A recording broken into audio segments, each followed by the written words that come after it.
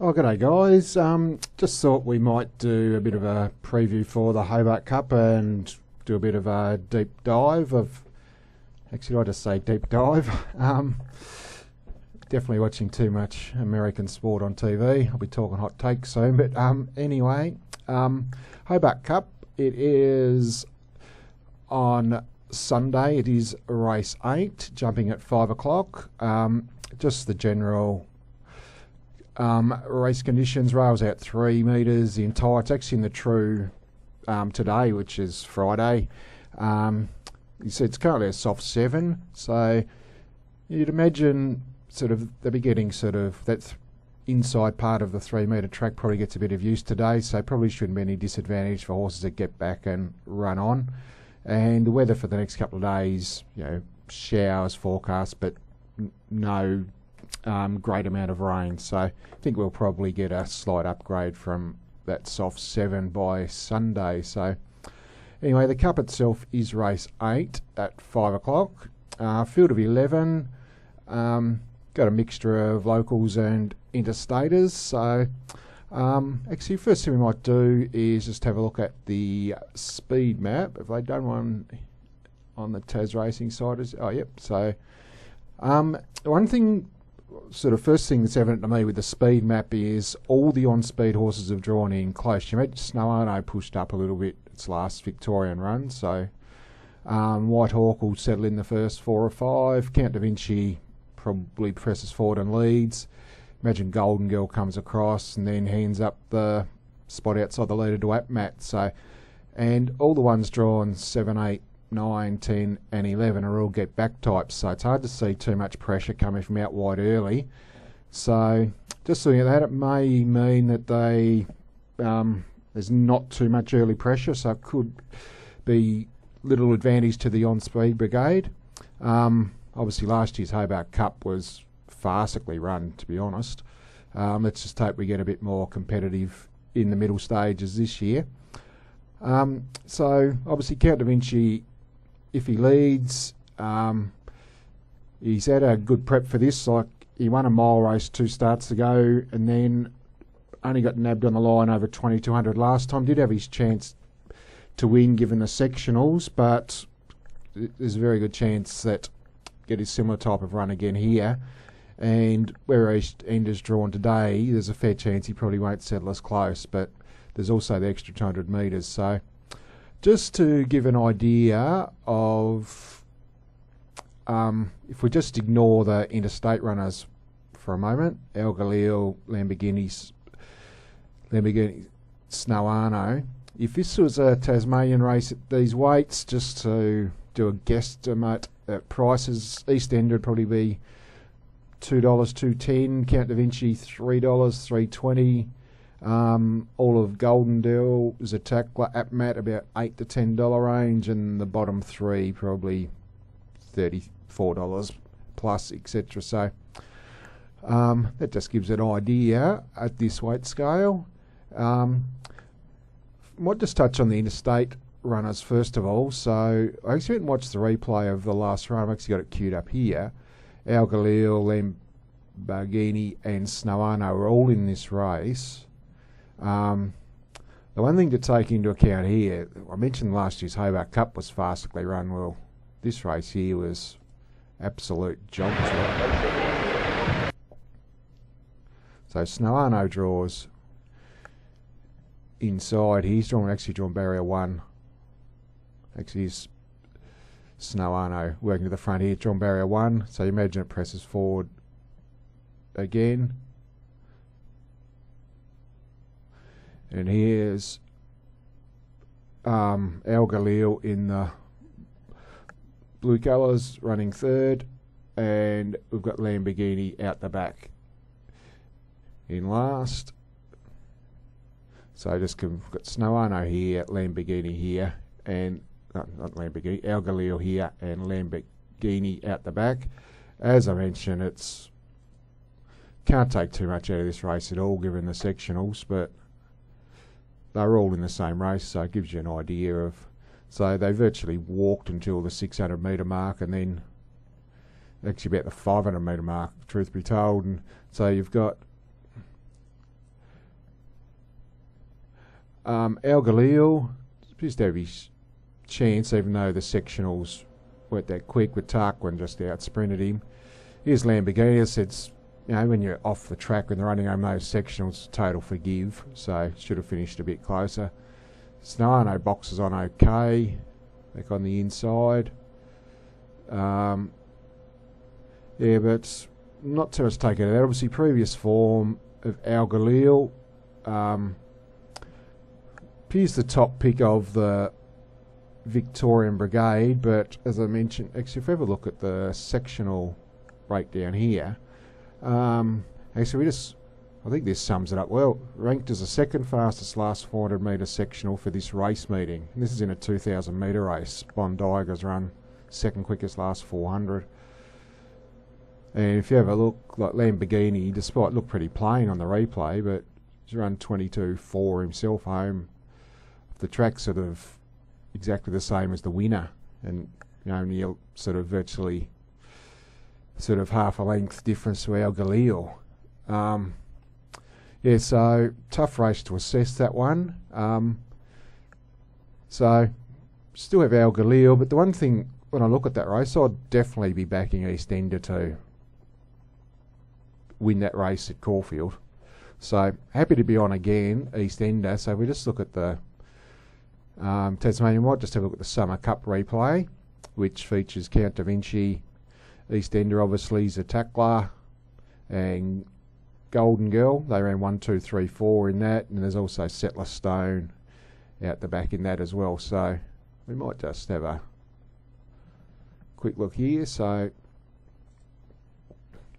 might take a little while to queue up. Yeah, so he's definitely going to be on speed, Count Da Vinci, and EastEnder's got a super record in these long races, so why can't I maximise that?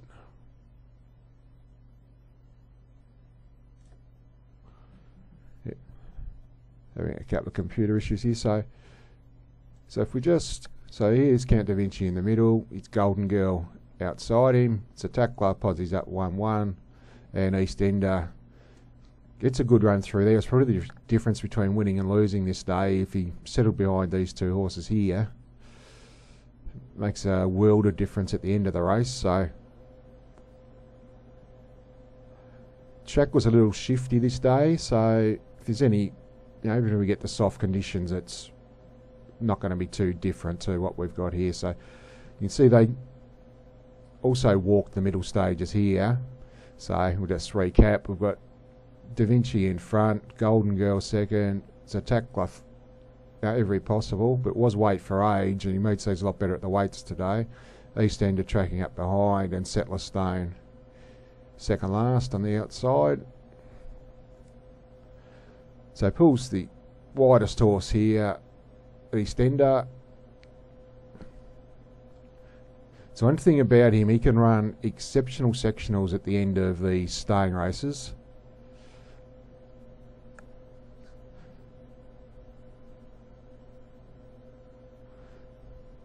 You know, if you look here, these two horses here are a lot better at the weights than the first two there. So, but as I said, if they go a bit quicker, it probably brings the staying prowess of the other two to the fore a bit more as well. So may have been a tad flattered. So that was EastEnder. Start before with Count Da Vinci. Won a mile race. It's a lot better win than it looked as well. They did sort of burn early, and he's strong late. So EastEnder, if you go through his form, he won the, so I'll just go back to Racing Australia.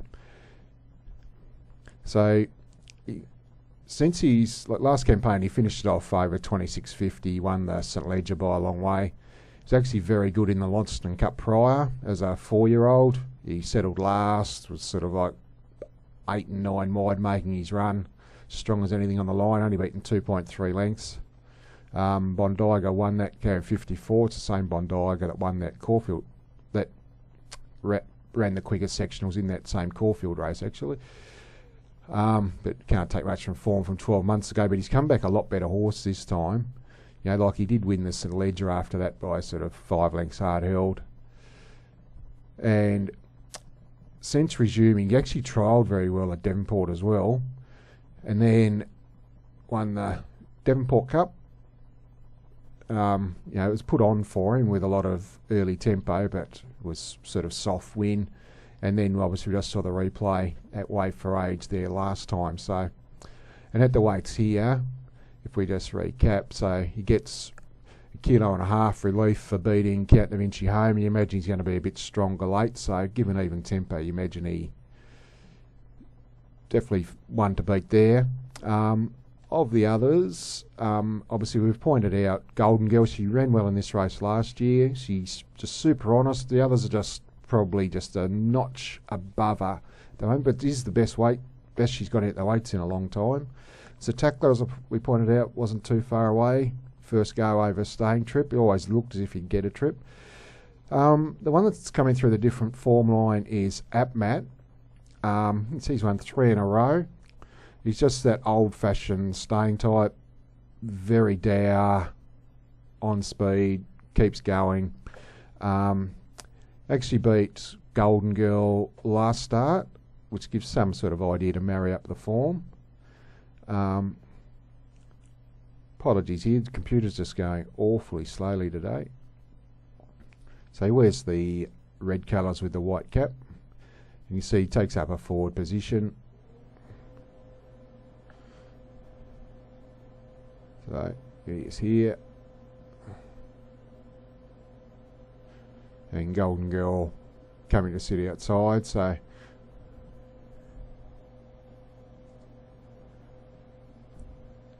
and they're obviously first and second still, and they actually clear out in the straight. But the one thing I was impressed with was how Exodus kept scrolling forward. So you just see Golden Girl's up to challenge. This was over 2100 metres, the Brighton Cup from memory. You just see how strong he is late going through the line. And the type of horses that, he, 4 and 5 runs ago, he was way down in grade and he just kept stepping up. He's never looked overly impressive, but he just kept grinding out the wins. So I'm not ruling him out completely at Bolter's odds either at Matt. So just as far as selections are concerned, the speed map, I was quite confident with EastEnder with a full field, but with the smaller field and the way that I pointed out this speed map has panned out with all the speed inside, they might just find their posies and walk, and nothing from out wide is going to press the issue early. He mightn't sort of might make it a lot tougher than I originally envisaged. So, but definitely have still got him on top. I don't think he's badly weighted at all. Count Da Vinci, just super honest. You know what you're going to get. He's going to be on speed. You'd imagine he's derived further improvement from his last run. Obviously past winner of the race, so the distance is no issue whatsoever. Struggle to split Al Galil, Lamborghini, but I do still think Al Galil is the pick of them, despite the wide gate.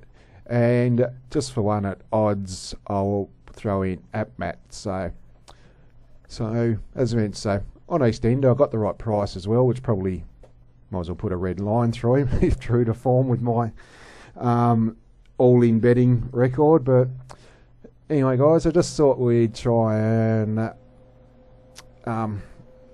put something out there with video format to have a look at the replays. So like EastEnder on top for mine.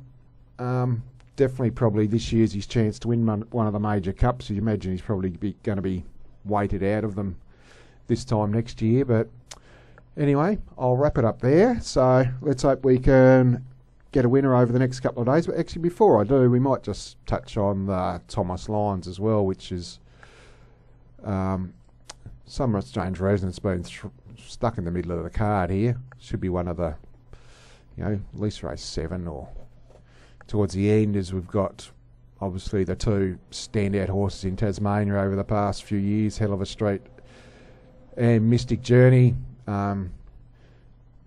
think it's pronounced Chamois Road. We'll call it Chamois, but Chamois Road. Obviously, good record itself. On Wesley. I don't think he handled the shifty track last time, but Hell of a Street was quite dominant in that race. So, improvement might sort of surprise. And Blaze Force, perennially underrated, but similarly, he's always been a bit below the real top echelon. And Mystic Journey, like she's an out and out star, stating the obvious. When I first looked at the noms, I thought just small field, if Hell of a Street could lead and set up a break and dash for home, he might sort of play a little bit to his advantage. But like Weekend Whiskey's probably going to be, I think he's 2-1 at the moment, but he's probably the one who really makes Mystic Journey a good thing, as he only knows one thing, Weekend Whiskey, and that's go forward and flat out. So definitely going to be truly run. Like she's down 53.5. She's going to take any amount of holding out. I think she wins, and I really think she's going to prove herself in the top handful of horses in the country over the next few months as well. So yeah, but that's just touching on the Thomas Lyons. I don't think I'm giving too much away there. But anyway, just reconfirming the Cup. We are on EastEnder, Count Da Vinci, Al Galil with Matt the one at odds. So anyway, guys, I will wrap it up there. So until next time, we'll catch you later. Cheers.